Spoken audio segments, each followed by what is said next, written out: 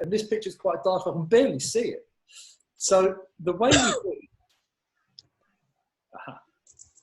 1 second, I just want to make sure I can get all my windows up. I'm going to minimize everybody's faces, very good. And keep everything in there. Okay, so the way in which we do it is we can create a new layer, which I can't see my layers. Bear with me just 1 second.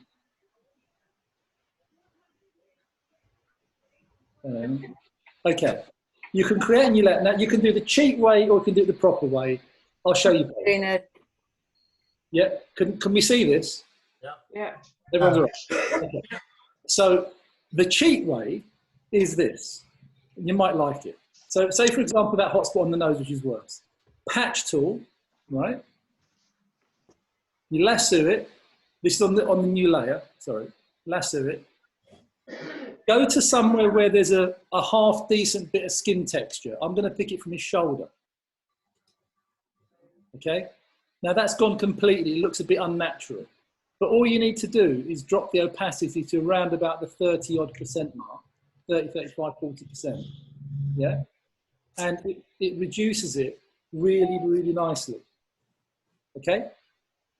Now, another thing you can do to make this a bit better, and especially on lighter skin, is you can turn the blend mode of this layer to darken.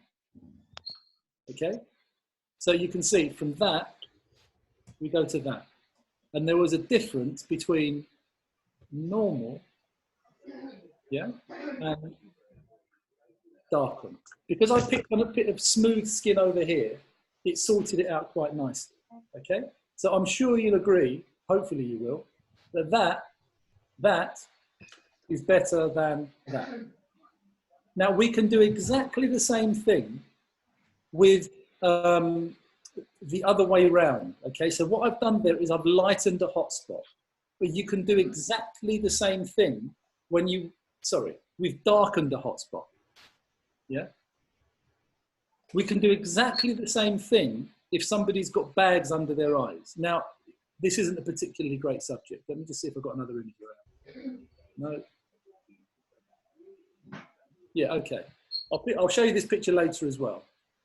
Okay, so pretty girl, but she's got, in fact, I'm gonna dump that. Okay, so here we can see darkness under the eyes. The way in which we can do it quite easily, okay, is firstly create a new layer. Come on, Jay. Oh, for fuck's sake. Excuse me. I hope nobody heard that. Oh, yeah, they did, Aidan. Oh, so sorry. I thought I was muted. I just lost the screen. My apologies. All right. So we can lasso around here. Go to a nice clean bit of skin. Blend mode, lighten. Okay? So we went from that to that. Now that's too much. Again, the guideline is around about 35%. So we go from that to that. You can see it's just lightened it up a little bit here. And because we've got it on this blend mode and we've got everything set up, we can just go under here and we can find a nice clean bit of skin and do the same sort of thing. So actually, it's not a particularly strong effect. I'll push it up a little bit so you can see it. But you can see it doesn't get rid of the skin texture. It just takes away the darkness from underneath the eyes. So the process we did, with this one, we do a lighten blend mode. And if we're going to reduce hotspots, we do a darken blend mode and just go to a nice clean piece of skin to do it. All right? Any questions about that? Anybody? Guys, somebody must have a question. Yeah. Annie, it's Bob here. For some reason, I now can't see the other participants, and I lost your image of working on the highlight on the to darken them on the first image. Could you just run through that again, please? Yeah, sure. Okay, so can you see the black guy? Yes, yeah, that's right. So basically, I've created a new layer. In fact, I'll just start it all over again.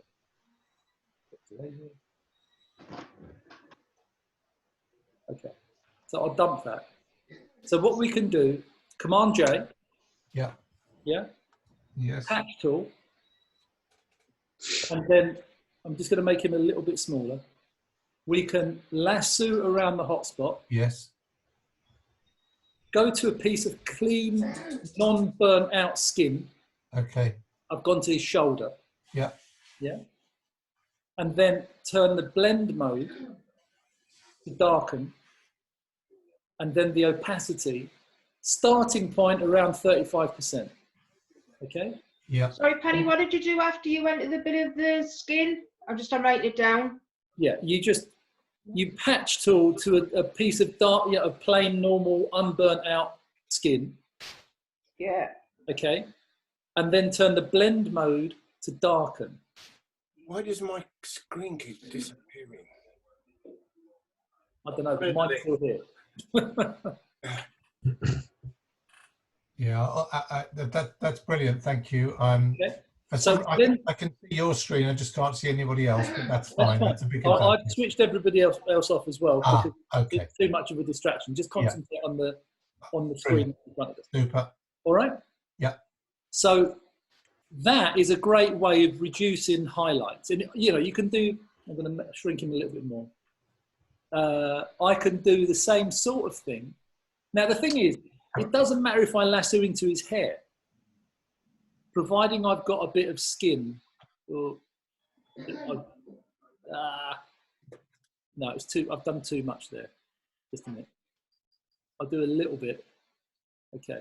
Now, because I've got the darken blend mode, I'm not going to go darker than his hair. So his hair is going to stay exactly the same way as it was. And then I can do another little bit here. Yeah. So if I look at my thing, I've taken the hot spots away. I've added skin texture in there. Yeah. And it's not too obvious. Yeah. Okay, that's brilliant. Is that clear? Yeah. So with the other one, the girl that I did earlier, not that one. Oh, I don't know where it is. Not that. I'm going to close him down. Penny, how does that differ from using the highlights tool in Camera Raw? Because where you've got specular highlight, so on the black guy here, all these things here are actually, they're quite specular and they're properly like, really, they're gone. So if I go, I don't know, can you see my RGB levels up here? Yes. Okay. So I'm going to press M for marquee, and I can see, like at the moment, it's reading 55, 28, 15 on the red, green, and blue. If I go onto a hotspot here, all the bloody time. okay. If I go onto the hotspot there, there you go, 255. It's completely burnt out. So if I tried bringing highlights down in Camera Raw, it would have no effect because there's no detail there. But when I do this, I've actually put the texture and the color from his shoulder into those highlights.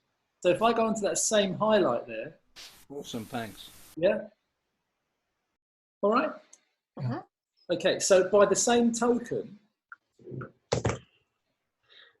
we do exactly the same, but in reverse, to lighten the dark parts where you've got bags under the eyes. So instead of going a darken blend mode, you go lighten. Yeah? Still opacity of around, start off at around 35%.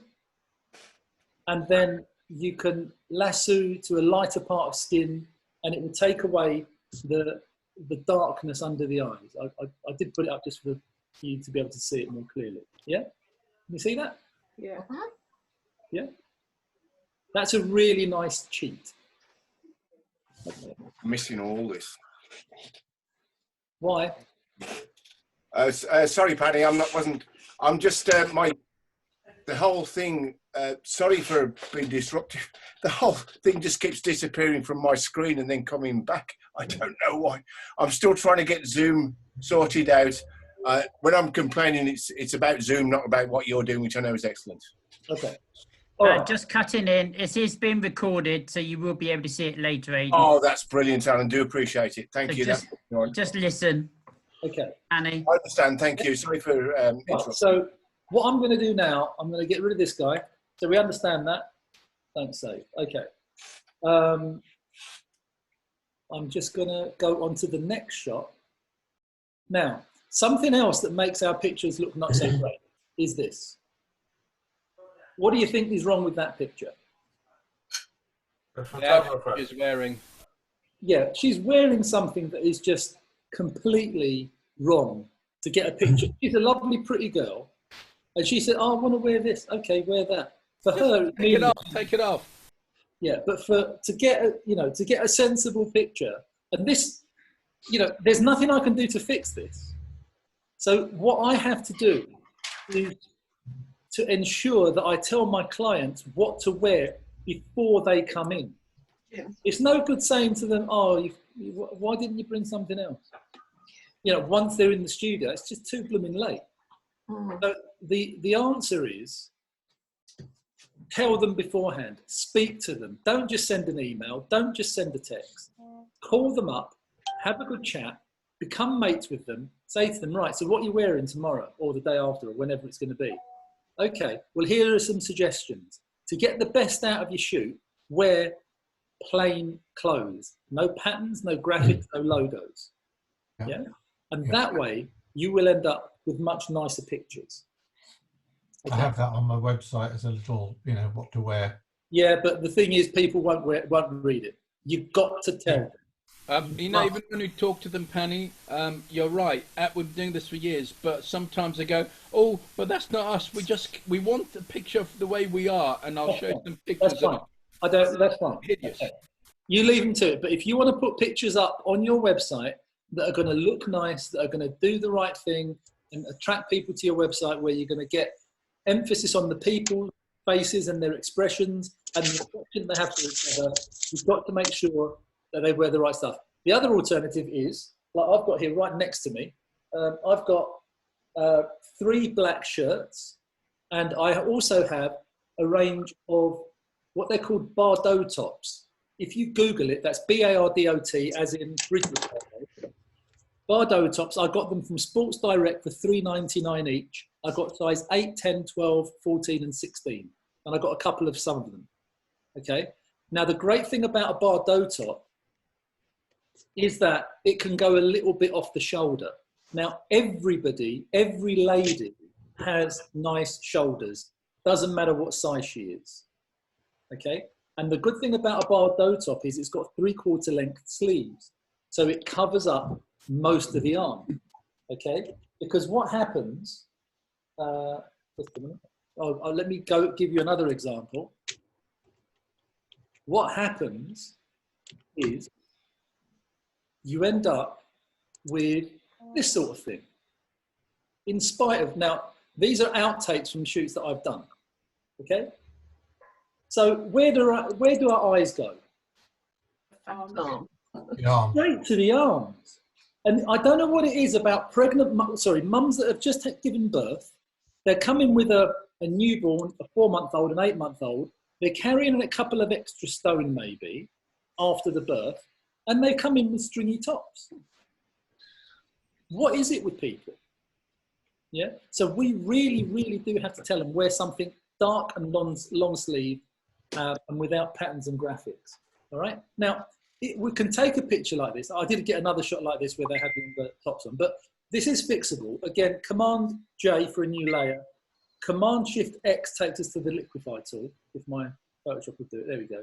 And we can tuck this sort of thing in, yeah? And so you can fix it. But the fact of the matter is, it's still very, very bright. I mean, especially the girl, her daughter, which is the one on the left, yeah? It's still very, very bright.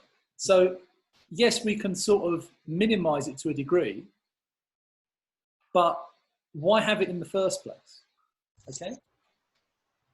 Now, as we're on this picture, something that I did the other day, the way I show people how to dodge and burn is I create 2 layers, 2 Command Js.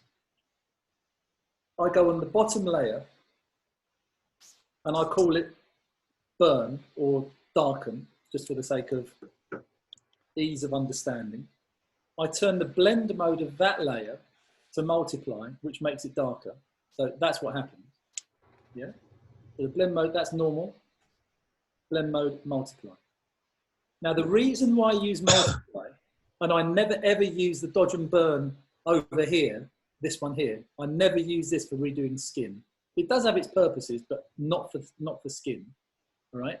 The reason why I use it is because although it makes everything darker, it doesn't make what's almost black totally black. It will make what is almost black darker, but it won't make it totally black. Okay? And like now, what I then do is I press Alt and click the mask. So now it's become invisible. So if I now have a white brush and I have the, I press B for brush, and I have the opacity of the brush at about 10%, I can then darken the arm down very, very slowly and carefully, leaving a bit of shape. Yeah? Okay. See that? It darkens it down, but it doesn't give any color shift. So that's the darken layer. So I'll turn that off. This layer, the top layer, I turn to a blend mode of screen. Turn it on. Blend mode screen. Now, this, in the same way, it makes everything lighter, but it doesn't actually make the bits that are almost white, like her arm, completely white. It's always going to keep a little bit of tone in there. So again, I press Alt and press the mask key, so it's an inverted mask. And with this, I can make things lighter. My brush is still at 10%. I can, you know, lighten her arm here, and darken it here. Yeah. I can darken the arms down here. Okay. I can click on this one. I can lighten this side of her face, which is in a little bit of shadow. Yeah. And I can darken the hot spots on her face here. Okay. Now, what I want to do, if I press Shift and click the top layer as well, they're both highlighted, and then press Command G, I group them, all right? And I can call that lighten and darken. Sorry, what was Command G, Pani, Bob? Command G groups those two layers together. Okay. Yeah. Yeah. So this layer, I'm going to rename lighten. Okay. Now that, there's an action for that. Okay. In other words, what I've just done, I've actioned it. So all I have to do is click a button and it does it straight away. Yeah. And then what I do is I go over the face and whatever, and the arms and everything else, do whatever is necessary, and then I can see both lighten and darken at once. And you can see how it's got an effect. It has an effect on there. Now, as you can see, I've overdone it here, and I've burnt over onto the edge, if you can see it. Yeah? So what I can do, I can go back into the darken one, press the brush, switch it around so it's a black brush. I can push the brush up to 100% and completely erase where I've overshot on the background. Yeah? Because that's a mask. Okay. So is everyone okay with that, or do you want me to go over it again? Could you go over it again, please? Can you hear me? Yeah. Okay. That'd be fabulous, thanks. Quick slurp of tea, bear with me. So, do people know how to create actions? No. I use them, but don't create them. Okay. Yeah. So, if I was wanting to create an action now,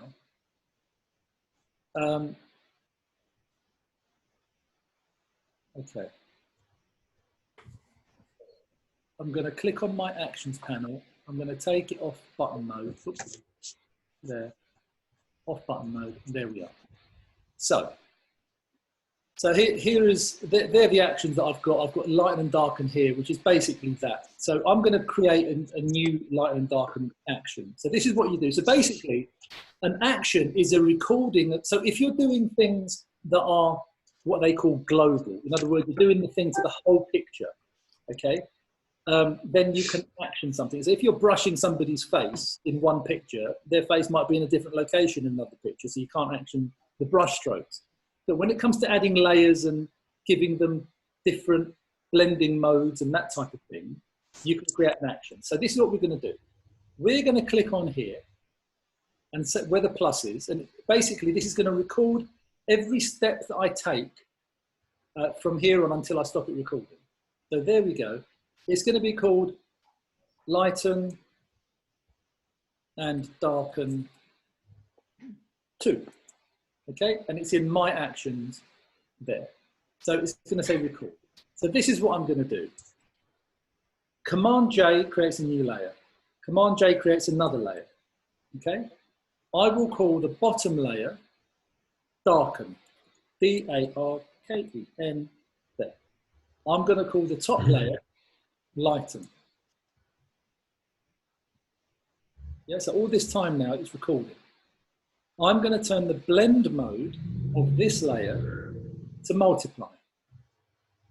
Okay, I'm going to press Alt, actually, I don't know if you can see with this, move it up here. I'm going to press Alt and click this Japanese flag, which is a mask, and it makes a black mask. In other words, it makes whatever I've done to this window invisible until I brush it in with a white brush. So if I've got a black brush at the moment, nothing's going to happen. But if I turn that around, I can do that also by clicking X. Whatever I do in this black window will enable me to have an effect on the picture. Okay. Likewise with this one, the blend mode is screen, Alt, mask. I then shift click to get both of them together. Command G groups them, and this is light. I call it lighten and darken 2, and there it is. And now I can stop the recording. Yeah. Yeah. So here, somewhere. Oh, it's in my actions 2019. There it is. Lighten and darken 2. Okay. So I'm going to click button mode again so that I can see what's going on. There's lighten and darken 2. All right. I'm going to dump that. This is the picture. Okay. I'll put my layers over there so everyone can see it. If I click lighten and darken 2 now, so when you have the actions palette in button mode, all you have to do is click this once and it will show the action. If I have it unticked, then what I have to do is go lighten and darken and then press play. Okay, it's exactly the same thing, it's just that it's quicker in button mode. Pani, do you not assign any hotkeys to your actions? As you can see, I have a few actions. And I've run out of hotkeys. You've run out of keys. Okay. So I'm going to run my line and darken 2. And there it is. Look, it's all there ready for me. And it all makes a lot of sense. I know exactly what's what. The thing is, this works on a background layer. Okay, so it's not going to work on a layered file. So what I then do, I have to, and there's a couple of things you have to make sure that you do. You always have to make sure, because sometimes you click on this, you think you clicked on it, but you accidentally clicked on that. And you start brushing into that, which you don't want to do. So you want to be on the mask here, okay, with a white brush. So that shows if you've got a white brush or a dark brush. And I nearly always keep the opacity of the brush when I'm retouching skin at 10% or thereabouts. Sometimes I'll have it a little bit less. Okay, if I'm being, really, really careful with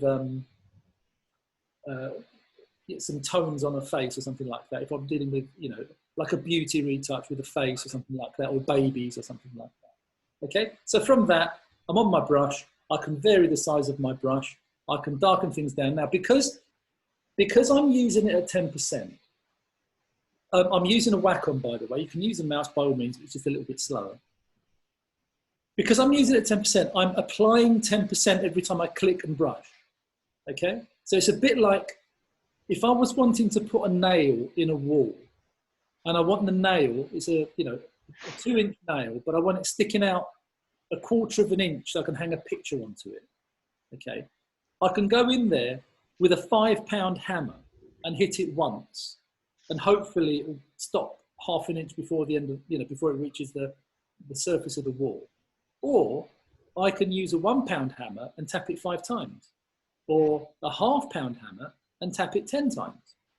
So I'm not of the opinion that you should do it all in one go, like as if you were hitting it with a 5-pound hammer.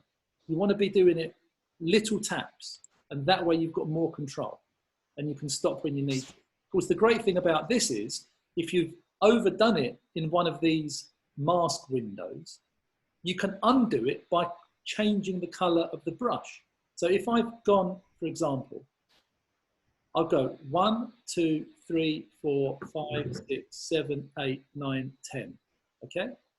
I can now switch this and I can go 1, 2, 3, 4, 5, 6, 7, 8, 9, 10. I've got rid of it, or most of it. Yeah? If I happen to overlap it in exactly the same way. Okay? Is that clear? Yeah. Yeah? Okay. And So before you now- move on, Yeah. Janice has asked, can you show the frequency separation you used the other day to take out spots and blemishes, please? Yeah, I'll do that in a minute. I don't know whether you're going to do that now or later, but Janice has just asked. I'll do it in a bit. I'll do it on another picture. I put a picture on Instagram the other day, and it's really quite nice. I mean, frequency separation is amazing. So anyway, so now, for example, I want to get rid of it. I can see here, if I turn that off, can you see that bit there? Very faint. I want to get rid of it. So what I do is I go black brush, and I'll put that to 100%, and I'll make it a bit bigger, and it's gone completely. So there's nothing there now. Okay. So now I'm going to push my brush down to 10% or thereabouts. Okay. X to make it a white brush. Now I do want to darken her arm, but I'm doing it. Notice I'm not brushing right the way across it all over the place. I'm doing one side and the other. So this way I'm maintaining a bit of shape. Yeah? Can you see that? Yeah. Yeah? And then if you think, oh, I can't really quite get it right, there is another little trick you can do, and that is you go into Filter, Blur, Gaussian Blur. So we're on that layer, on that mask, Gaussian Blur, and you can push it up a little bit, and it will actually, well, it's there. And I'll make it a bit smaller. So there are the brush strokes that I've done, but I can blur it out a little bit. So it's not quite as obvious, and it just softens what I've done there. It looks really, really nice. Believe me, I mean, I know the question was, can't I use hotkeys for these actions? Probably could.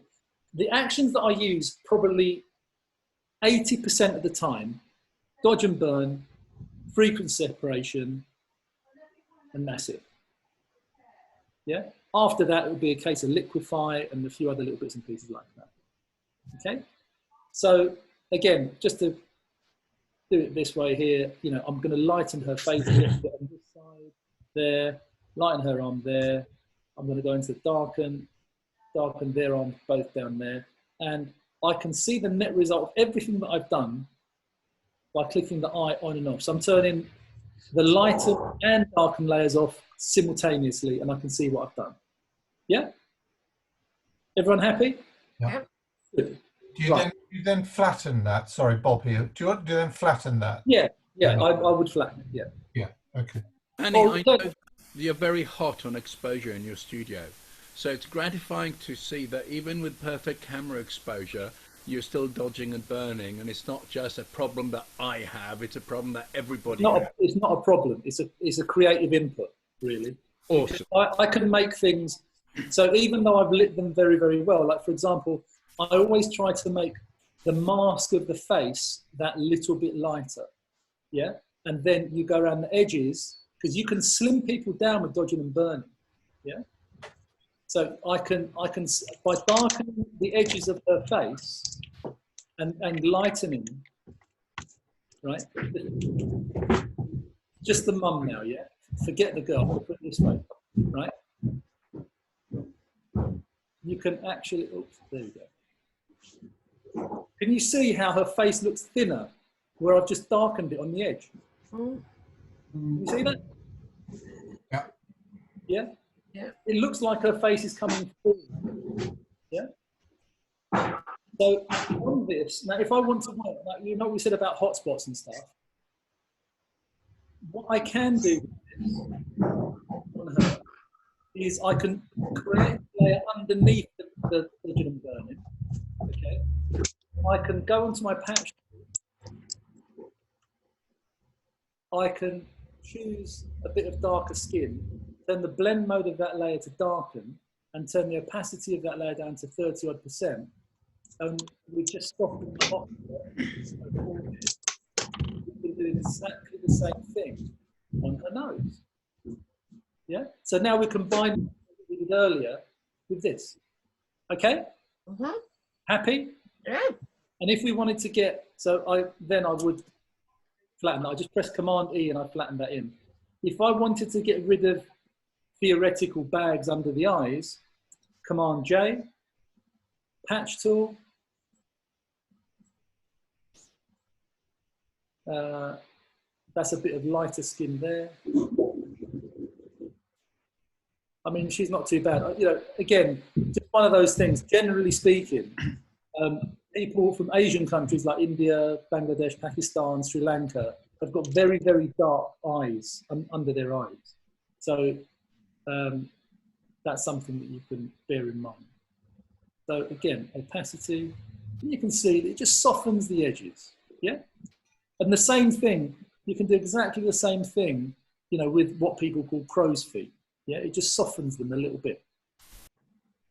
Okay? Pani, what's the difference between lighten and screen? Lighten is a comparison between that layer and the layer beneath it. Screen lightens that layer. Yeah, if you want, I can do a talk on blending modes, but that will No, thank you. So why would you want to choose the two different methods? Okay, because screen does this. It does everything. Yeah. But lighten is only affecting the bits that I've patched. It's making a comparison between the layer beneath it and the layer I'm working on. So if I'm putting a bit that's lighter on here, then it's going to make it lighter. Yeah, I'm not affecting anything else with the image. And the same thing happens with darken and multiply. Okay? I'm going to dump it. So in effect, it's saving you having to put the mask on. No. We'll have that conversation at times so that it can confuse people. Right, just a minute. If I go there and I press lighten, right, nothing happens because I've done nothing to that layer. If I press darken, nothing happens because I've done nothing to that layer. Yeah? But if I do something to this on layer 1 in darken mode, right, if I do something to it, like patch, because I brought a darker part of skin there, we're going to see the difference. I just cut in and say everybody's mics is on and those people that are moving around, it's all being picked up. So can you please try and be a little bit quieter? Sorry, Pani, carry on. Or the best thing is to mute yourself. Just mute the mic. So if you're not going to speak, just unmute it when you want to speak. Okay. Right. Carry on, Pani. That's okay. So now what I'm going to do is I'm going to close this one. Okay. And I'm going to go on to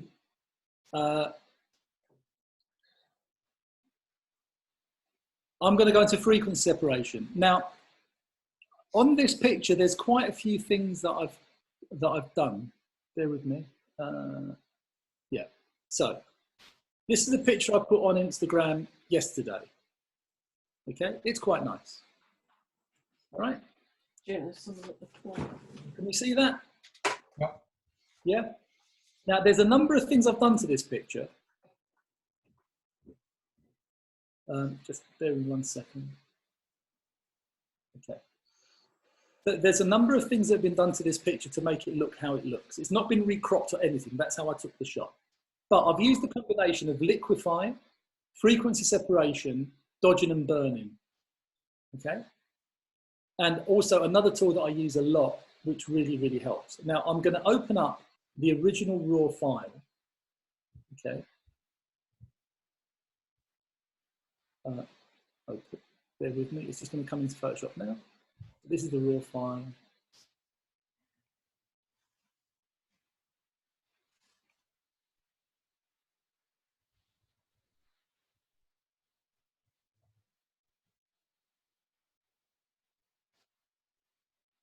Okay. So, this goes back to the thing I was talking about earlier on, where we've got to recognize what needs doing. Okay? We've all got these amazing tools in Photoshop that we can use, but we have to know what actually needs doing before we start doing anything. So we have to analyze the shot, okay?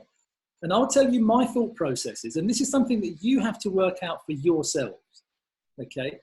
I mean, hair was one of the things I was going to talk about, and I use a lot of liquify on people's hair. In fact, before we go into this, I'll show you another example of what I do with hair. So this is a shot of two kids. Okay, very cute. I did him as a newborn, and I've done the little brother as a newborn, and they've had another little addition. They've been into my studio 9 times altogether, this family. All right, so that's the shot that the mum loved. Okay, and she bought that, or one of the shots that she bought. And then this is what she got.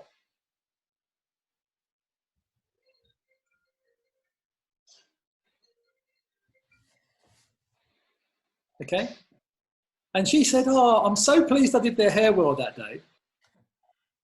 And the fact is she didn't. That's all done in Photoshop with liquify.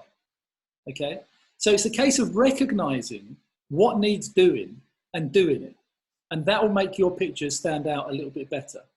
Okay, so I'll just throw that in for good measure. So I'm going to close that, and I'm going to close that. Okay, so we're down to this one. Now, when I look at this picture, there's a few things that could be improved. Now, this was taken with natural daylight. So, I mean, from where I'm sitting in my studio now, literally she was like 3 feet away from me, facing my patio door. So the light coming across the face was nice, but there's a few things I don't like. Her neck looks quite masculine. Okay, it's just the angle that I took the shot at. So I thought it needed to be shrunk down a little bit. Her hair looks very, very flat there. Okay, this bit here on the side of her cheek, okay, I just don't like the shadow there, okay? The skin under her eye looks a little bit patchy, a little bit blotchy, okay? Thankfully, I managed to focus it, which is really good. So her eyes are nice and sharp. You can actually, if you look closely enough, you can see the patio door that she's looking out of and the reflection on the floor. Okay, so then I also decided that obviously this shoulder is nearer the light source, so I needed to darken that down, and her skin's quite bright there. So I need to do a bit of balancing act here to darken that down and to maybe lighten the bits over here. Now, the way in which we can determine what needs lightening, what needs darkening, is by turning the picture upside down. So if you just press R on your keyboard, not Command or anything, just R, then you can take the picture and you can spin it round, okay? Now, where does our eye go to? To me, it goes straight to her shoulder. That's the brightest part of the picture. Her shoulder, her arm, and then I go down to her face. So really, I'm going to have to address that. I'm going to have to darken that down, but in a very sympathetic way. I don't want it looking obvious. I need to maintain a degree of shape from going from light to dark. So that has to be done carefully. This bit here looks quite bright as well. The collar, or the front of the collar of her top. Her hair's reasonably bright, but not too bad. But I want her face to be a bit brighter. Okay, so I just press Escape, and then I'm going to press M for marquee, just so I don't rotate it again. And once I start playing around with that, I will end up with that. Okay, so if you look at all the things that I discussed, go from that to that. I've changed the color tone a little bit as well. I've added a little bit of blue to it. Okay, So you can see that I've taken away that blemish there. It doesn't look unnatural. She had a little spot here, got rid of that. The blotchiness under her eye is gone. I've built up her hair at the top here, makes it very natural, very round. I've darkened her arm here, but still maintained a little bit of shape in the light as it goes across from light to dark. Darkened this down a bit here as well. Softened the skin under here so that it wasn't too, too orange peely. I think I may have changed the shape of it. No, I didn't. That's about it. Okay. All right. So how do we use frequency separation for this? Firstly, what does frequency separation do? Because I personally have never liked the terminology frequency separation. To me, it sounds like something that a radio hack would do. He'd get on his radio and he'd start piddling about frequencies. Well, although it's not a fantastic expression, it still does make a lot of sense. And the analogy that I made to explain it to people, because I could never get my head around this until maybe about a year or two ago. I couldn't understand what was going on. And once I got to grips with it, then I could work with it. And this is the analogy that I put forward that I think helps people to understand. Imagine we're in a plane and we're over the sea. And we're taking a picture of the sea looking down, out the window of the plane. On the surface are the waves. Okay, we can see the waves because they're glistening in the sunlight, and we can see the ripples and everything else. But beneath, we can't see it clearly because it's like maybe hundreds of feet below. But sometimes there's like white sand and maybe darker rocks or maybe a mid-tone seaweed. So the overall color of what we're looking at varies, okay? But we're being sort of distracted by the texture of the surface of the sea, but the underlying color is still there. So what happens with frequency separation is it takes the texture of the waves, which is effectively high frequency, and separates it. So basically it's put in like I don't know if you know what a high pass filter is. So if you go filter, other, high pass, okay? It basically does something like this, okay? And that is all the texture in the image. You can see the outline and everything else. And it puts all that, that's well overdone. It puts all that on one layer. And then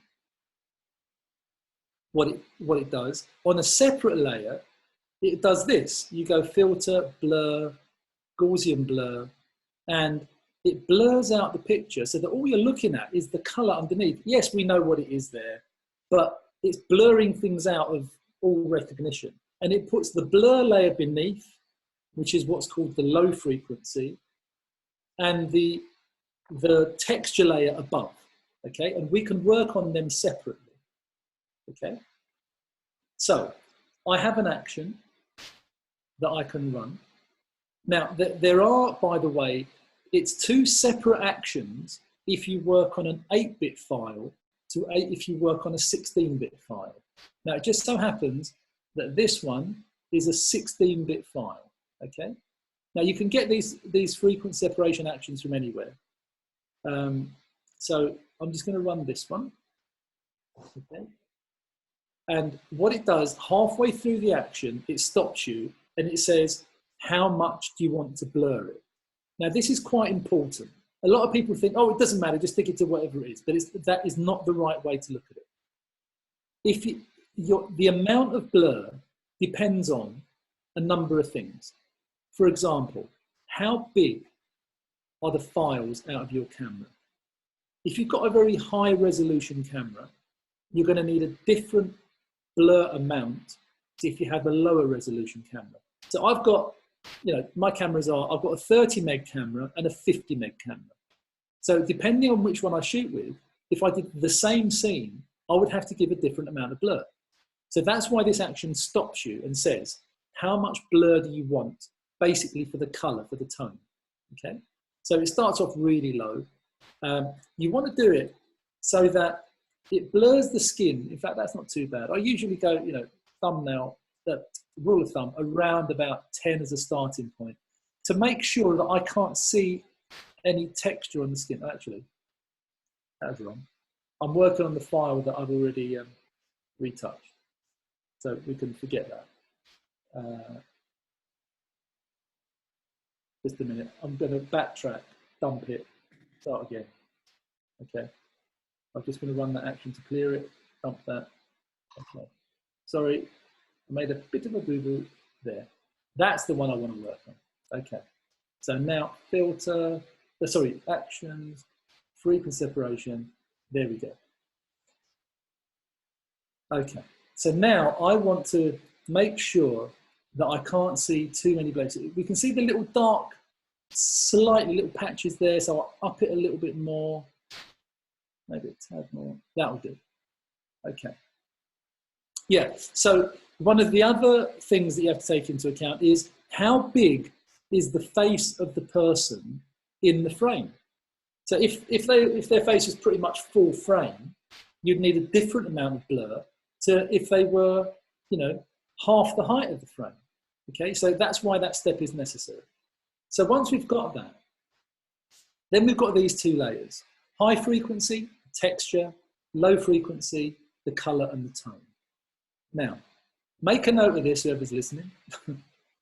High frequency, the things to use, the tools to use are the patch tool, the clone stamp, or the healing brush. Yeah? That's the texture. But if you're working on the low frequency, you use the lasso with Gaussian blur. Okay? So, one of the most common questions I get asked with regard to this, like for example, I'm going to use the high frequency, I'm going to go on the patch tool, I'm going to get rid of this. Yeah? I can still see a bit of darkness there, but I'd expect that. Okay?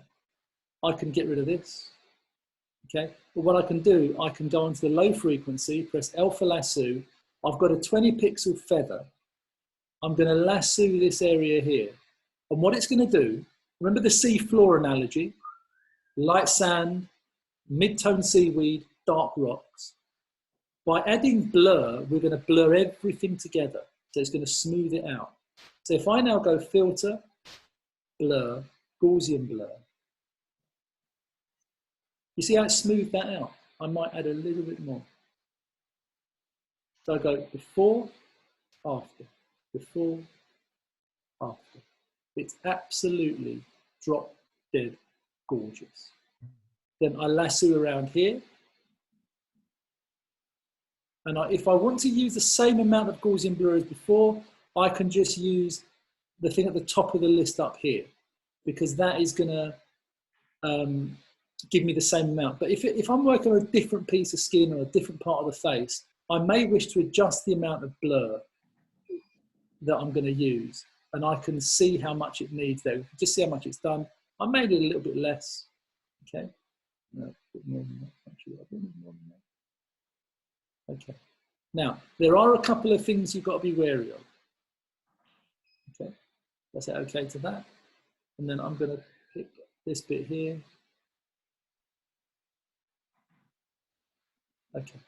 So, by the way, if you saw in the previous action with the lighten and darken, I could just click on the eye, the visibility of that layer. If I do it here, it goes completely to pot.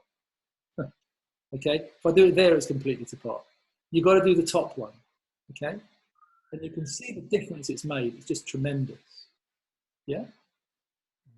Now, there's a couple of things about this.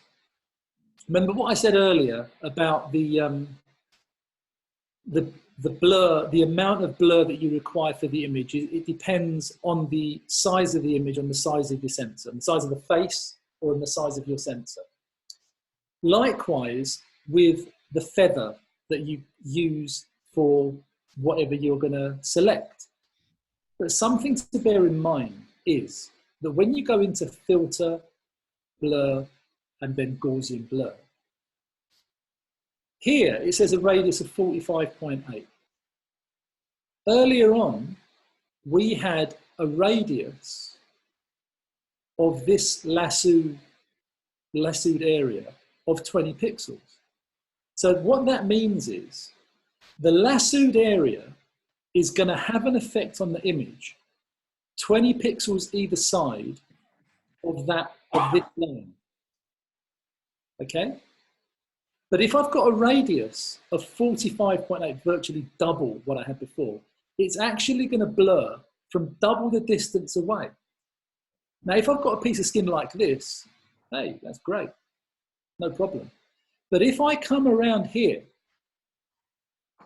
where I've got a lot of dark hair up here, and I've got her eye over here, and I go filter, blur, Gaussian blur, and I push it up a little bit, it's brought in a lot of the shadowy area from around here into that space, which I don't actually want. So when you're lassoing an area on the low frequency to smooth out the color tones, don't go too close to lines or darker areas because it will overdo it, okay? So you can see the difference it's making, yeah? So if I go crazy and push it up there, you can see it's making it really, really unnatural. So although the feather of the lasso is only 20 pixels, it's now looking 170 odd pixels further out and dragging that color in to blur it. So you've got to be careful around edges.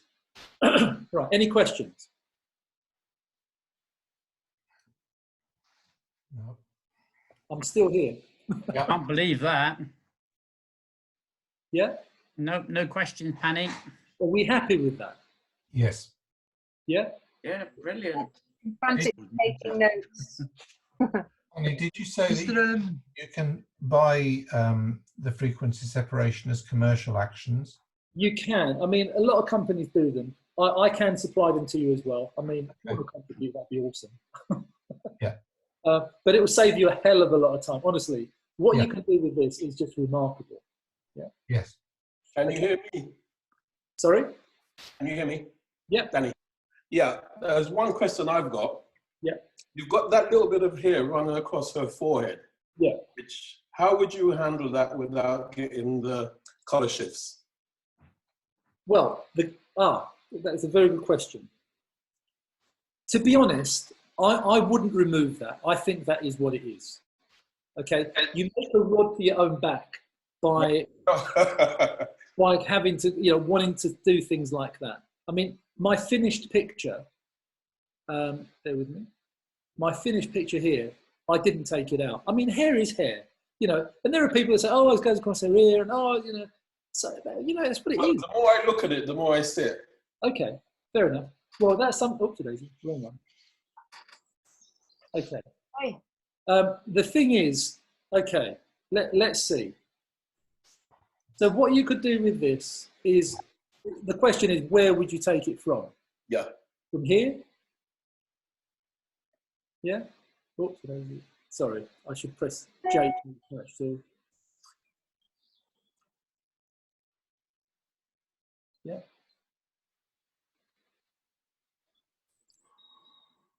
Okay, and then I would go low frequency, come around here, and then filter. Because you see, now if you notice what happened there, it didn't get rid of the tone, but it got rid of the texture. Mm-hmm. So I now have to go in there and hopefully smooth out the tone.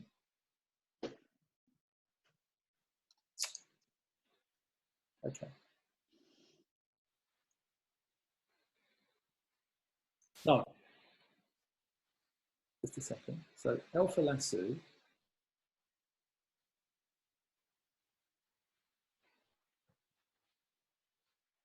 Okay. That isn't too bad. Oops, it isn't too bad. I mean, here it would need a bit of tidying up. Now, I was saying earlier, I don't know if I answered my own question. One of the questions I get asked quite frequently is, what's the difference with using the patch tool on the high frequency layer in comparison to using the patch tool on its own on a separate layer on the picture? And the answer is this. When you work on the high frequency layer, as we saw in this example just now, we only dealt with the texture. okay? We only dealt with the texture. So I can go into this and then I can play around with the texture. As long as the tone underneath it is okay, I'm fine, okay? So we just need a fair bit of tidying up. So for removing hairs and that sort of thing is no problem. But as we saw in that example, the hair itself here is dark. So it left the color of the hair there. Now, if you did this on a separate layer, not in frequency separation, when you use the patch tool, it gets rid of, it merges the tone, in other words, the color, as well as the texture.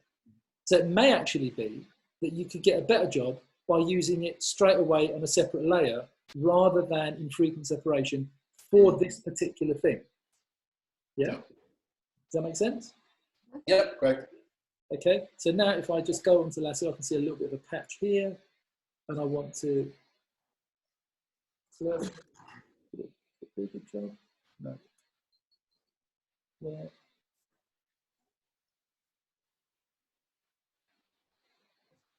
Okay, I just did before and after.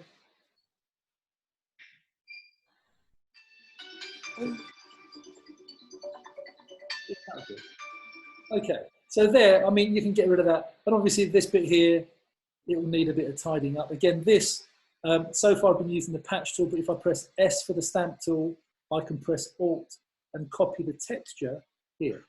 Yeah. Okay. All right, so again, if I go back onto this, now, once I've finished with that, then I would flatten this layer or do a stamped layer, which is Command, Alt, Shift, E, and then everything I've done has been put on top. And then I can work on the liquefy to sort the hair out and that type of thing. Yeah, and where I said the neck was quite almost masculine looking, yeah. And it would just make the picture, and I'll drop the shoulder a tad here. Yeah.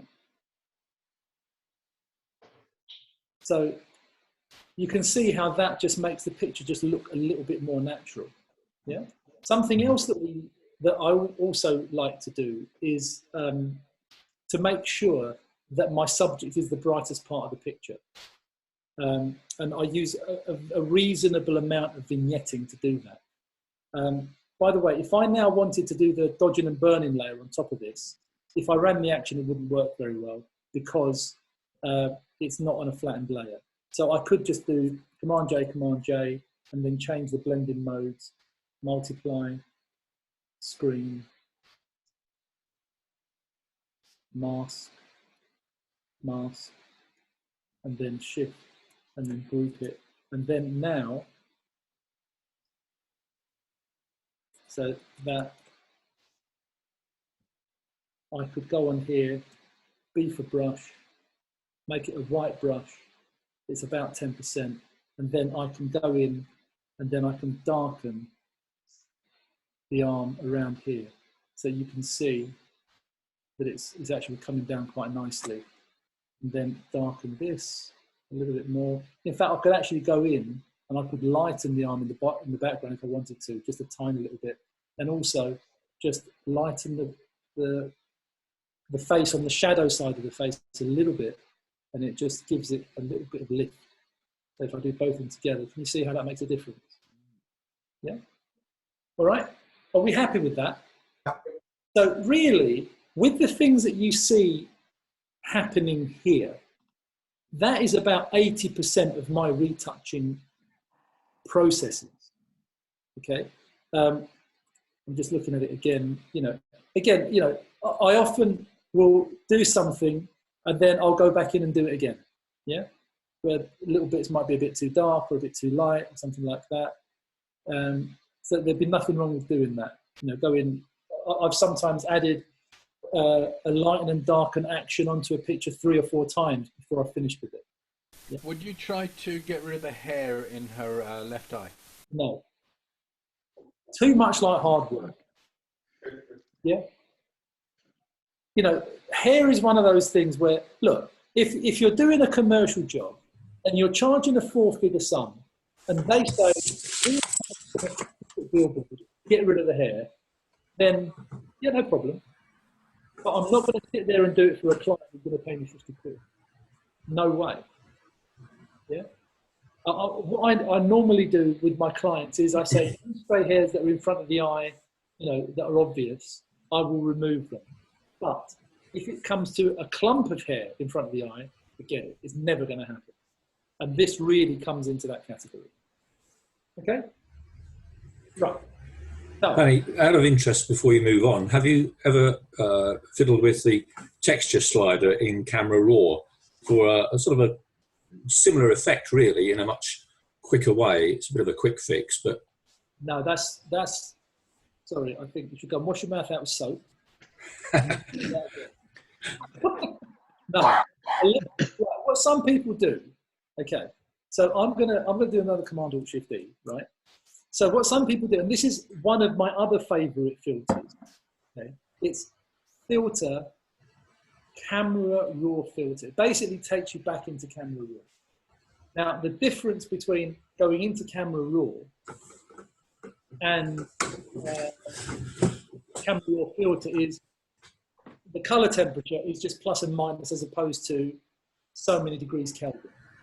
Okay, so you can change it, you can call it and warm it and whatever. But yeah, so the thing. So who asked that question just now?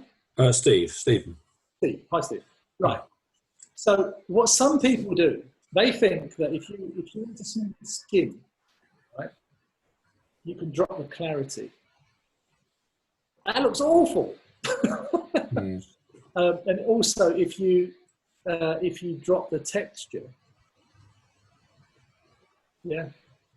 So I've just reduced the texture. It softens the skin. Now the trouble is, what happens is this. By the way, can you see what I'm doing here? Yeah. Yeah. You can, yeah. Okay. Because sometimes it's the old-fashioned soft focus filter, isn't it? Yeah, it's a bit of an abortion, really. Right. So the reason why this isn't good is this. That what happens is, so I'm going to say cancel. What happens basically is this: you are going over. You're basically adding blur, effectively. Not quite that much. It's going to go in a little bit. Okay. So what you're effectively doing is you are adding a blur, and you get what is called halation. So imagine if you had a black and white line. If I might try to do new. 10 by 8 white, that's fine. Okay.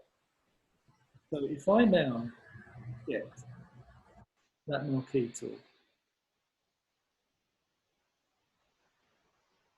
Okay. And I want to fill that.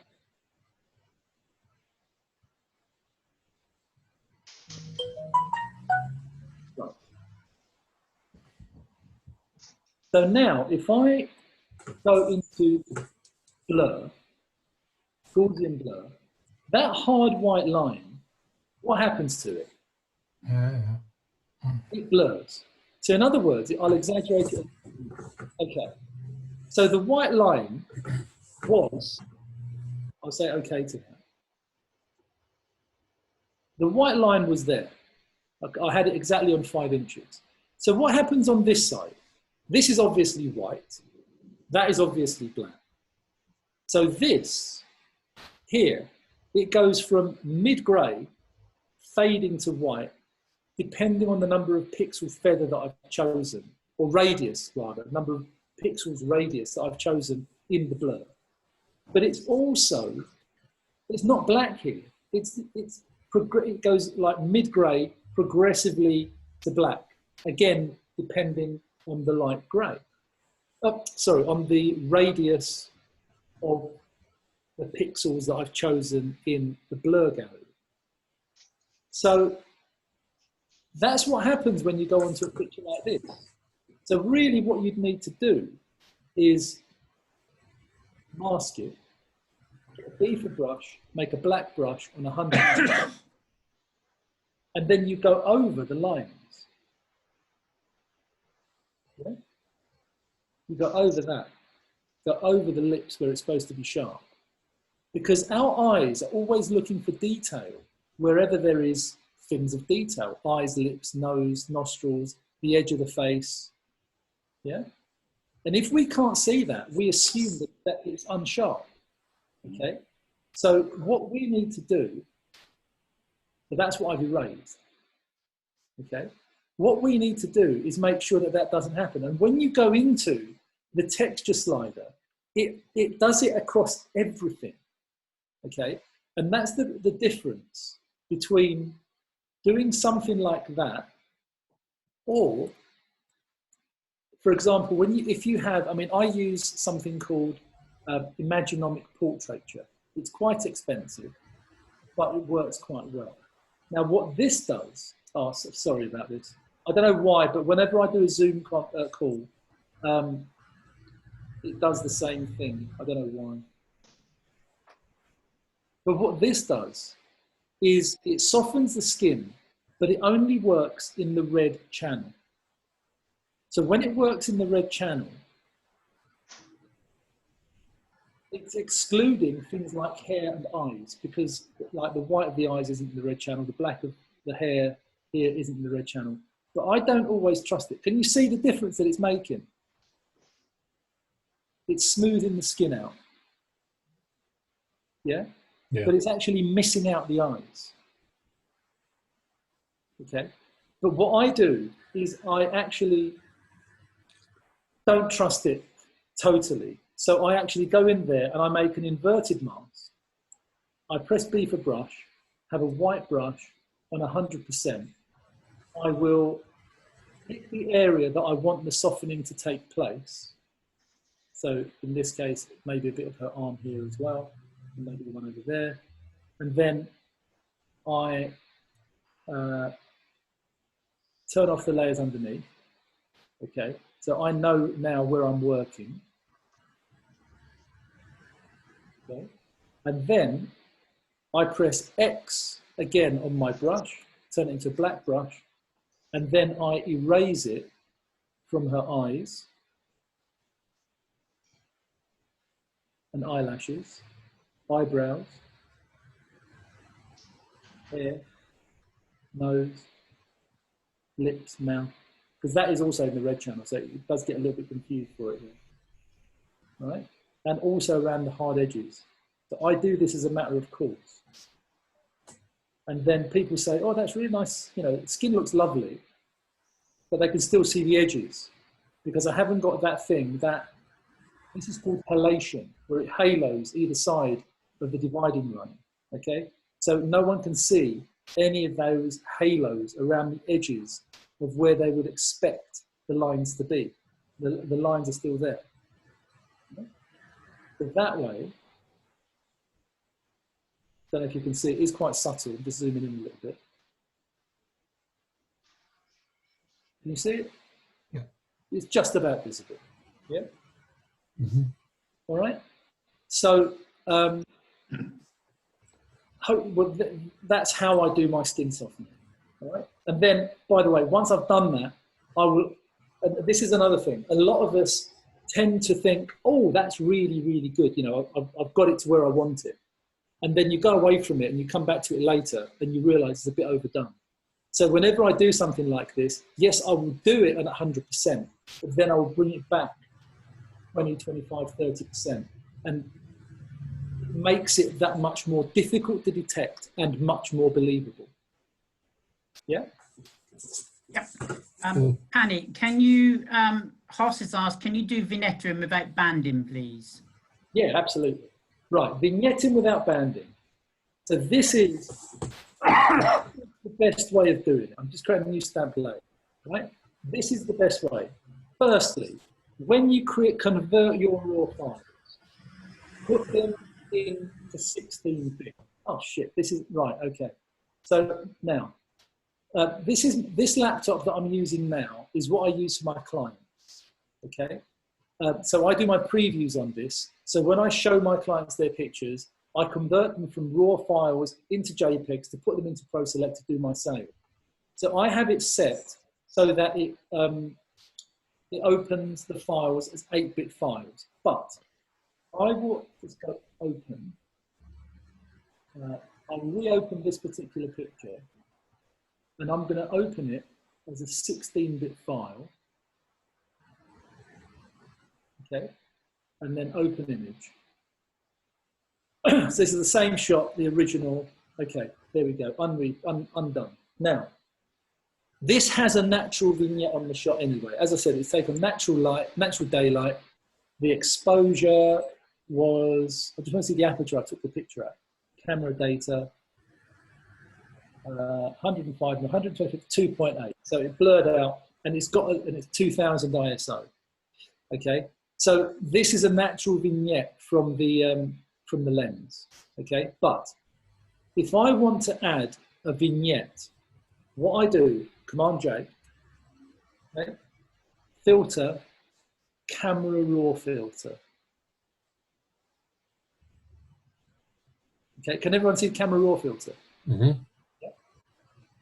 I make the picture smaller because vignettes are much easier to see when you've got effectively a thumbnail. Yeah, even that big. Yeah, that's a bit too small, but around there. You then go to the radial filter, okay, which is the one on the end up here. Now, I always do this on a separate layer, which is what I've done already, I think. I haven't done it yet, on a separate layer.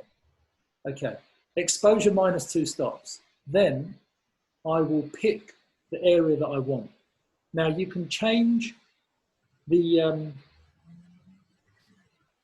feather of the...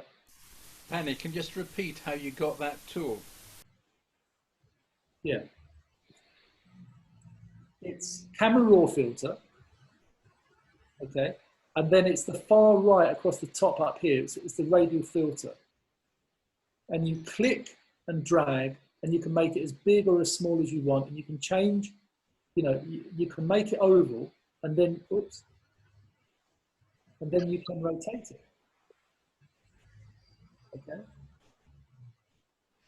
Or make it bigger. And this, so you can see it there. If I make the whole thing bigger, it looks very subtle there, but somehow you can see the effect of the filter a lot more easily when the picture's smaller. Can you see that? Mm-hmm. Yeah?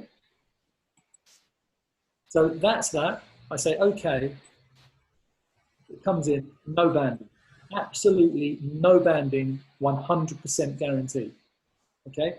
Providing it's a 16-bit file. Now, there are those that say, oh, if you've got an 8-bit file, go in, convert it to 16-bit, which you can, how do you do that? Window. Oh, I've forgotten where you do it. 3-step up. Yeah. Down here? Oh, there it is. Anyway, it's a bodger. Okay? I've forgotten how you do it. Anyway. You know, if you're going to work on a 16-bit file, work on a 16-bit file from the start. Okay? And then only right at the end convert it to 8-bit if you're going to send it as a JPEG or something like that. Okay? Now, once this is done, because it's on a layer, so that's the vignette that I've added, I can mask it, B for brush, black brush, and I can then have an opacity of 30, 40%, and I can take it, well, no, actually, I'll start at 100% and make sure for definite it's not on the face, yeah? You can see there, that's where I've just rubbed it, yeah? Made sure that it's not on the face, okay? And maybe, you know, I might not want it coming onto the body here, so I can erase it from here as well, okay? But I do want a little bit on the arm over here. So I can see the effect. And it looks like the vignette is behind the subject rather than all the way around the subject, in front and behind. Yeah? Is that okay? Question, Pani. Sorry? Question, please. Yeah. My problem would mostly be on a grey background. Yeah. Okay. Let You me have just. something with sort of greyish background, you can Yeah. show the same effect. Absolutely. Thank Let me you. just see if I've got a picture. Oh yeah. Thing is, I think these are 8-bit. The girl with the horrible clothes that you said, that one looked good. Okay. Yeah, but that's a JPEG, and I think it's an 8-bit file. Yeah, it's an 8-bit file, but still. Okay. Command J, Command Shift A, that's camera raw filter. Okay. And then make it smaller, radial filter.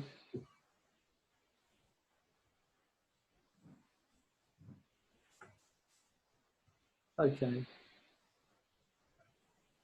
I mean, the way to see if there's banding is to do a curves layer.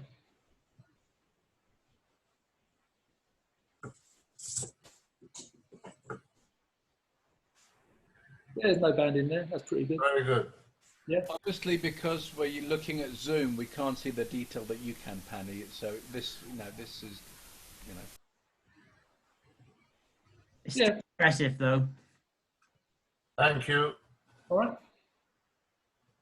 So that is how you can avoid banding altogether. Work on a 16-bit file. My preference, I've seen hundreds of ways, I've seen dozens of ways of doing vignetting. This, to me, is the best way because it doesn't mean it's round. It doesn't mean it's just around the outside edge. I put it on a separate layer and I can apply it to wherever I want. If it's overdone, I can drop the opacity. So it's always worth going into the camera raw filter, overdo it a little bit, and then scale it back on that layer. Yeah. Okay, and then also, again, if I mask it, I can press my brush and ensure that I haven't. So here, for example, it's gone darker down here. I can erase it down the bottom without. I don't want to do this and create, this little bit here. But even if I did do that, I can just press B for brush, X, and then X, and re-put it back in again. Yeah. Yeah. Okay. I mean, so of the things that I've got a list of 28 things, and I think I've done 4.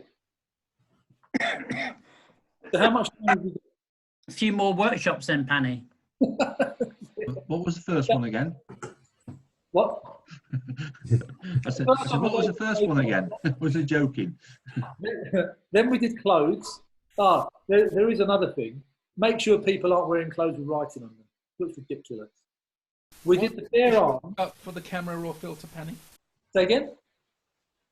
What is a shortcut for the camera raw filter, please? Command Shift A. If you go into filter, all the shortcuts are here. Yeah? Click on filter. So it's Shift Command A. Liquify Shift Command X. Yeah? Thank you. Okay. Right. So how long are we doing today then for, Alan?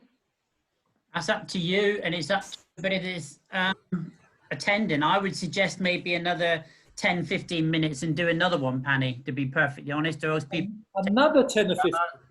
Can I ask a question again? Go on then. Adding textures to your picture. Yeah. I don't often do that. I used to, but I don't do it anymore. Okay. Another question for you, Pani, is I always look at your photographs and they're beautifully crisp. And it's something that I just can't get. Is it the camera I'm using? Is it my whatever? I've had technical issues in the past, but at the moment I'm using a 6D, which I believe is a 20 or 30 megapixel camera. Yeah, I think my belief is that it's the quality of your lenses as well. And also, I mean, what I do with mine, I've got the focal. I actually got an email as we were talking. I've got the focal. What's it called? Vibrator. Autofocus micro adjustment. Yeah. And I ensure that my cameras and bodies, my cameras and lenses are matched. So it would take me probably a whole afternoon, maybe a little bit longer. And I will have a test chart. So can you see me, by the way? Yeah. Okay. So that's my studio, right? So you can see my bits and pieces behind me. So that's my main shooting wall there. So I've got a test chart, which I have, just 1 second.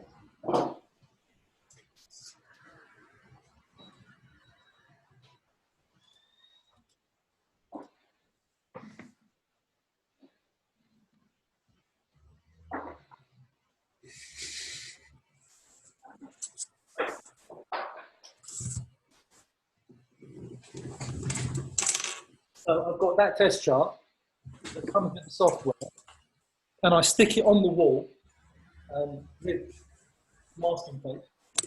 I position my camera on a tripod with the given lens. If it's a zoom lens, it'll be set at 3 different distances. You know, maximum zoom, middle. Oh no, it's actually two different. Maximum zoom, minimum zoom, and then I'll go in and adjust the micro adjustment, and it does make a difference.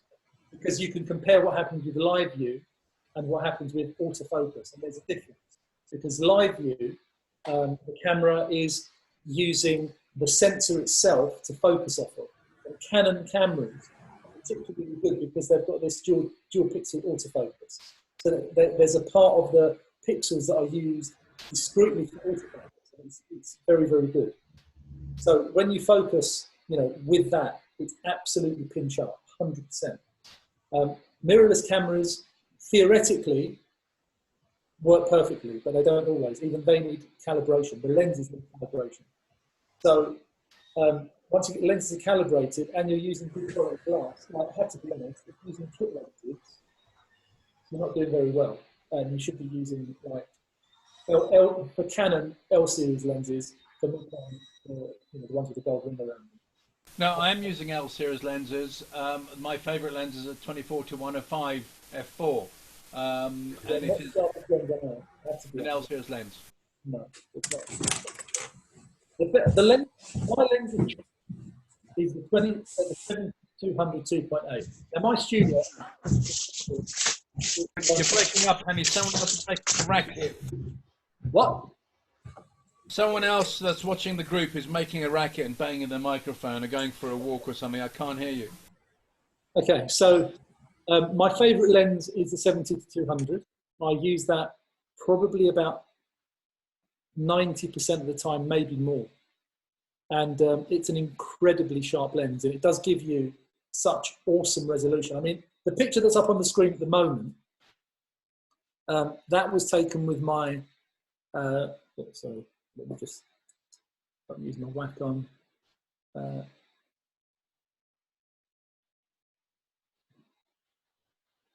File info. That was my 70-200 Mark II. I now have a Mark III, and it's even sharper. Yeah, it is ridiculously sharp. I think that's probably the key. Now, the reason, by the way, guys, that I use a 70-200 is that it gives a better perspective. Even at the 70mm end, it gives you a much, much better perspective. The longer the focal length, the more natural the perspective. When people are using, you know, 24-70, actually, 24-105 is the ideal range for working in the studio. The problem is that the Canon 24-105 isn't the sharpest lens. Apparently, the RF lens that goes on the mirrorless bodies is exceptional. So that could be worth considering. But for me, the 70-200 is just the best lens in the world ever.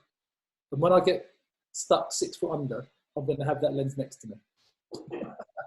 By the amount of money you paid for it, probably you should. It's not that much. Listen, I make my money out of my photography. I want to make sure that I've got the best possible stuff. So when people come, look, this is another thing. It's a whole philosophy of, you know, how it's the perception that we give our clients.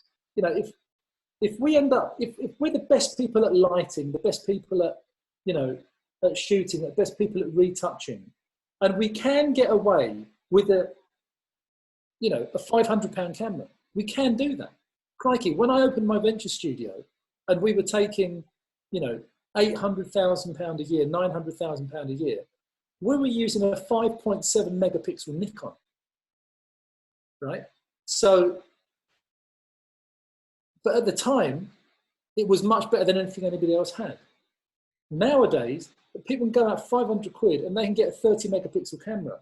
Now, if somebody comes into my studio and they look at my camera and they go, I've got a better camera than you, in their mind, forget, you know, the psychology of it, in their mind, they've made their minds up and say, oh, you know, he's got a cheaper camera than me. But when I pull out a 7200, they straight away assume they're in for something good.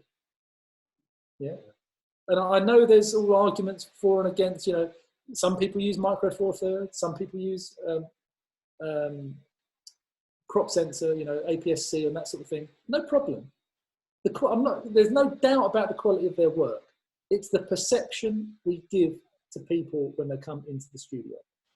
You're absolutely right, but it's about you adding added value for them to trust you and go, he's got something that I haven't got. You know, just because I give you a spanner doesn't make you a plumber, you know, and you can have that conversation with people. And this isn't an argument for today's thing. I'm just saying, you know, this is about Photoshop today. I just gave you a couple of add-in things. Right. Can I just say one more thing? Right. When we're looking at pictures, we look for shapes. Okay. I'm just going to close a couple of pictures just to get them out of the way.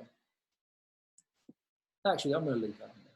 Okay. I'm going to cut in here and say one more thing, Pani, and then I think that's plenty for today. And then we'll come back for number 4 to 8, and then another one 8 to 12, and another one 12 to 16. I was thinking about the 4 things, but you know.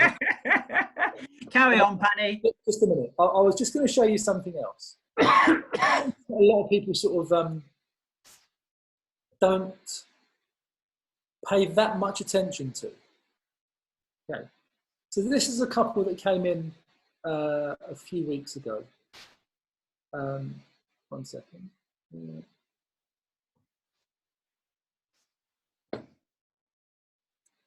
Okay. Right.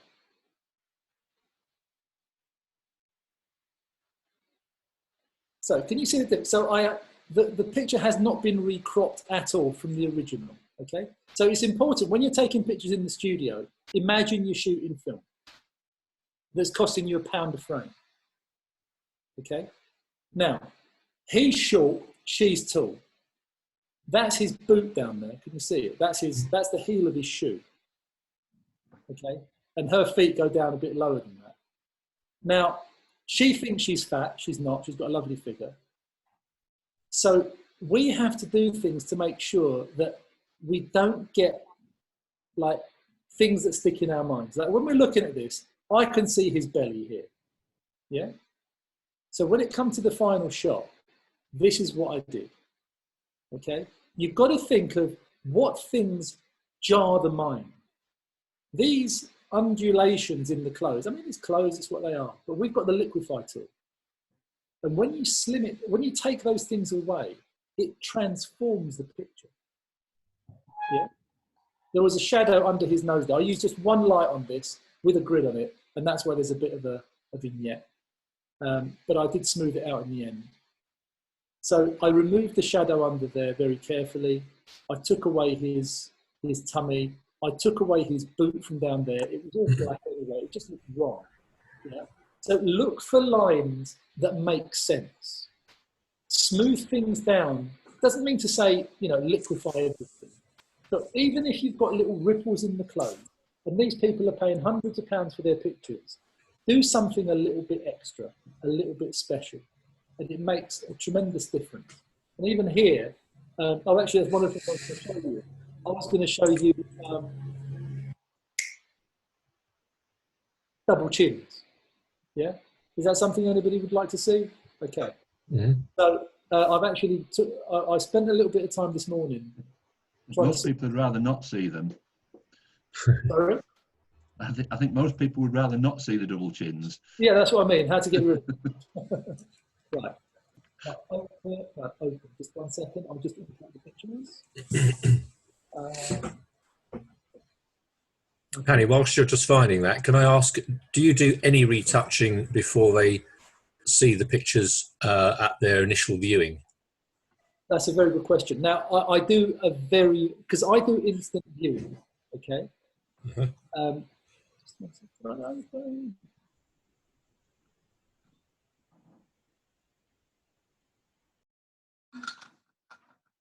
I do instant viewing. Oh, yeah, no, okay. I do instant viewing. So what? Sorry, I'm just going to get these things out of the way. That open. That one, and that one. Right. So with instant viewings, I've got about 5–10 minutes to get the pictures on screen after the shoot. Okay. All right. So the way I do it, I do a very, very quick call. So typically in an hour-long shoot, I will take between 170 to 200 pictures. I will edit them down to the best 25, 30, 35, depending. If there's anything obvious, I will do a very, very quick liquefy. If I've got lights in the back, very, very quickly take them out by using the content-aware fill tool. Yeah? Yeah. And that's probably it.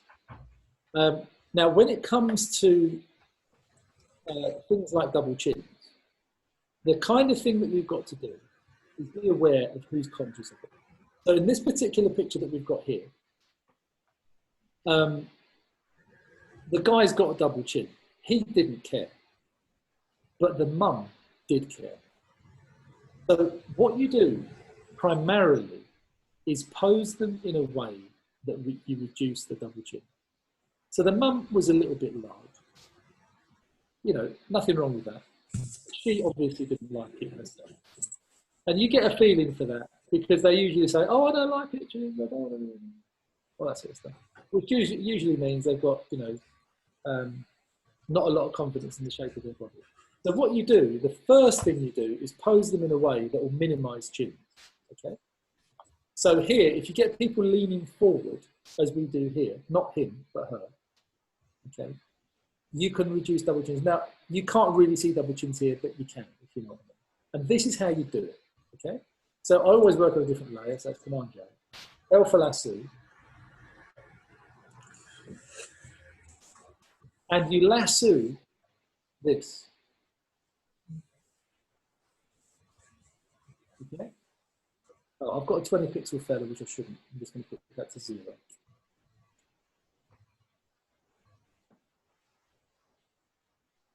Okay? Copy, Command C. Paste, Command V. Transform, Command T. All right? Made a note of that? Command C, Command V, Command T. Right click, warp. Okay? Then you grab hold of where the chin is and you lift. Not too much, about there. Okay? Then you press return. It looks a bit weird. Then you mask, white mask. And then we go B for brush, black brush. So basically what I'm going to do now is I'm going to erase, so, right. That's what I've copied, and I've warped that. Warping and liquefy is the same. But when you go into a liquefy window, you don't know how much you've done. But here you can make a direct comparison with what's underneath. So I will click that, and that's where I am. So now I'm on the white mask with a black brush. So basically, with my opacity on 100%, everything I brush will erase. So all I do, I very carefully go down to the end of the front part of her chin. It doesn't matter if I overdo it, because I can always pull it back again. So the jawline is the jawline. Okay.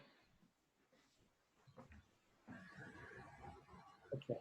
So we can see now that this little bit under here has been tucked up underneath her chin. Okay. So now what I do, I turn that on, and I see the bit that I've erased. And you notice there's a bit up there. Now, erase all of the bits above because I don't need them. Okay. And then I erase the edges so that I've got no hard edges at all on the bit that I selected. So that's why I always select a hard edge to start off with and then erase it and soften it afterwards. Okay. So if I come down a little bit, now there's a little bit sticking out there which I might have to do something about. Yeah? You can see the little bit underneath the dot. So this bit here,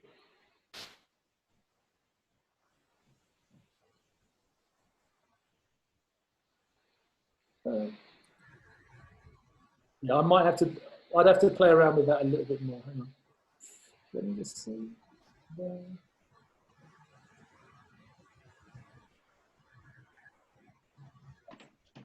I'll just push it back in again. Again, I do a very gentle slope on it there. And this is way easier with a Wacom than it is with... Pani, the warp, is this part of the free transform?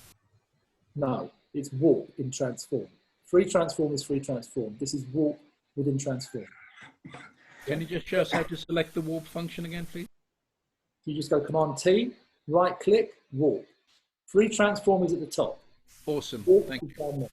Yeah. Okay. So there, we've actually got rid of the chin. Yeah. But I wouldn't stop there, by the way. Something else that works really, really nicely. So that, as far as getting rid of the chin is concerned, I've done it. Now I would drop that layer into the one above, the one below, and then I would go into liquify.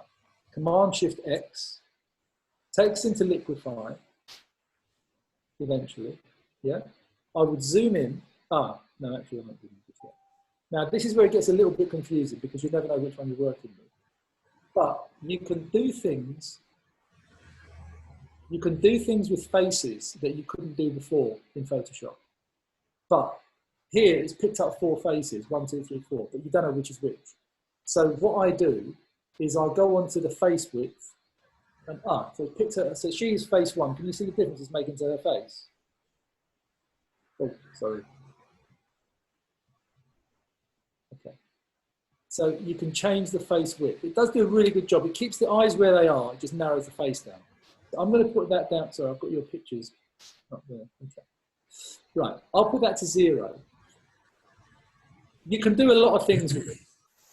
My typical thing to do for ladies and to make people look a little bit younger is the jawline. You just bring it in a little bit, 10, 15, 20, something like that. And maybe a little bit of face width. And if you want to see before and after, it's subtle, but believe me, it takes years off people. Okay? For older ladies, does a really, really good job. Okay? So just you want to experiment with this because you know there's a lot of things you can do with the face here, and it's all built into Photoshop. But these 2 things here are the things that I work with the most, and it just narrows. It narrows the width of the jaw and the chin just a little bit. So that's before and that's after. But that's enough to take, you know, on a lady in her 30s, 40s, it will take 10 years off her. And they love that. They can't tell what's happened. They just know that he's a really good photographer. Is there anything you can do for sorry, that? Bob here. Could I just ask where you, how you access that dialogue? Yeah, it's in the liquid. It's in the. I'll say okay. You can go filter, liquify. Yeah. And then the dialogue for the faces? It's there. It's on the right-hand side. Oh, right. Okay, it's opened up already. Yeah, got it. Yeah, as soon as, where you've got that, obviously you've got the brush tool and all this sort of stuff, and face aware liquify. So you may have it like that. Okay. Click Thank that you. down.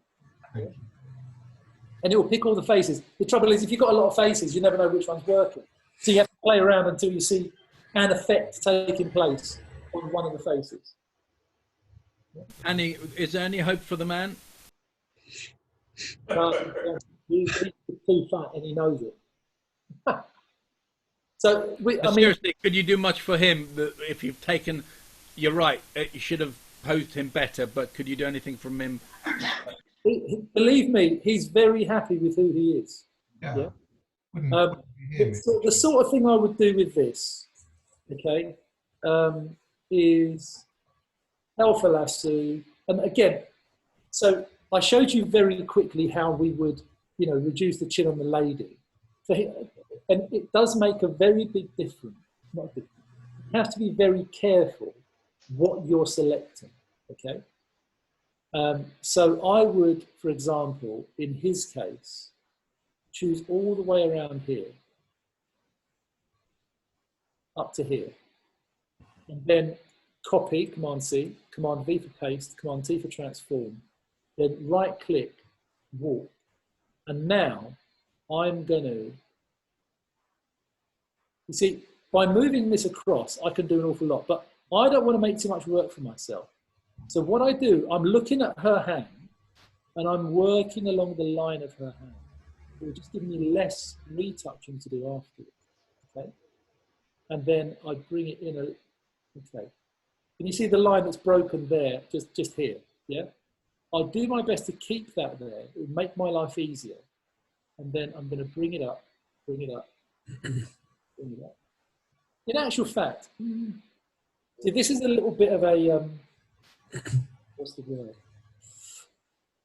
You've got to play around a few ways. In actual fact, I'm thinking about it now. Because he is so big, I'm going to cancel that, okay? I'm going to dump that layer. I'm going to go into liquify, which is, the shortcut is Command-Shift-X, okay? And I would probably tuck him in a little bit under here, just to make my life a little bit easier. And then I'd pick on a face, hopefully, face 2. Is he face 2? No, he's not. I'll put that back to 0. Is he face 3? No. So he's face 4. Okay. So, jawline. Yeah. Face width. So it's given us a little bit of a head start. Okay. So I would say that's okay. So that's where we were, that's where we are. And now I would go into the lasso and warp. Yeah. Copy, paste, transform, right click, warp, and then start bringing things in.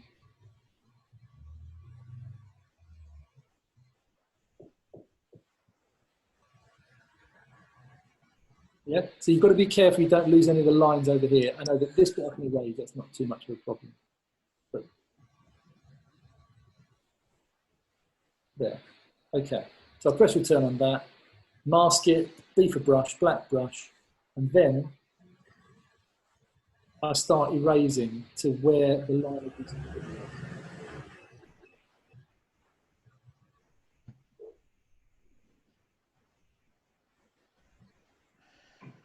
Okay.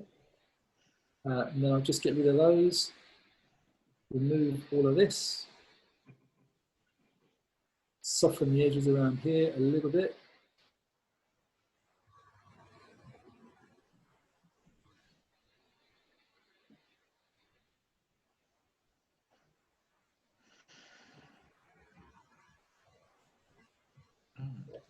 And then, so that's where he was, and that's where he is.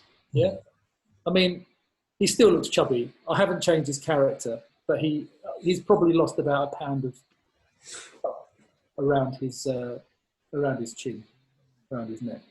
Yeah. Brilliant. All right. Lovely, thank you, much appreciated. Yeah. The Focal software and chart you were talking about, Annie, is that FOCAL And is that available online? Yeah. How much was it, if you don't mind me asking? I don't remember. I know I just had to upgrade it recently, and I had to pay another 25 quid, I think, 28 quid. But that was an upgrade. I don't know how much it is. Right, I'm going to call an end. There are companies that will do that for you. It will cost a bit, but they do know what they're doing. You get a full report. I mean, every time you calibrate your lenses, it gives you a full report, which shows you before and after the test chart and all that sort of stuff. You have to go through a bit of a process, and you have to be quite methodical about it. I mean, for a fee, I'll do it for you because it uses up licenses on my as well. So that I think you're allowed up to 5 bodies. After that, you have to pay more per body. But I can do that sort of thing, but it will cost because it takes. The fellow in Milton Keynes who does it, he did my 24105 when we found out just how bad it was. Yeah. And I ended up buying a Sigma 24105 because it was much better. Okay. It does give you an insight into your lenses as well. I mean, I tried calibrating my 85 1.2 a few years ago now, and I got rid of it because you see, it's very clever, that Focal software, because whenever you make an adjustment, they ask you if you want to sort of submit the data, and they collate the data from all around the world with different people who are putting their 85 1.2, 85 1.4, 7200 Mark 1, Mark 2, Mark 3, Nikon, Canon, whatever. And they've got a database of data of what the normal is for a particular lens. And my particular 85 1.2 came out of tolerance from the regular lenses. And I could tell that, I knew that. It always looked soft until I stopped it at 2.8. There's no point in me having a 1.2 lens that was giving me such bad chromatic aberration at 1.2, 1.4, 1.8 f2. So I thought, you know what, get rid of it. And I got an 85 1.4, and that is just like, oh my God, amazing. Yeah. Right, so hopefully, crikey, we've been on the phone for virtually 2 hours. And I've been trying to call an end to it. So, ladies and gents, I think your round of applause for Pani. I shall chat to Pani offline and try and sign Pani up for another 5 sessions. So we can go through his sheets of paper. Yeah. Yeah, for a fee. I'll work on the fee, Pani. Just checking the Focal website, I think it's between 40 or 70 quid or something like that. Yeah. Okay. Well, I think, Thanks, Pani. yeah, I think a great thanks to Pani for doing this morning, and thank you all for attending, and I hope you've all enjoyed it. Awesome. Brilliant. Very Thank well you. done, Pani. Thank you. Thank you. Thank you. Thanks. Thank you, Pani. Follow me on Instagram and Facebook and everything and whatever. Already do. Yeah. Thank you, Pani. Pleasure. You take care, guys. Awesome. You too. Thanks. Good day. Bye.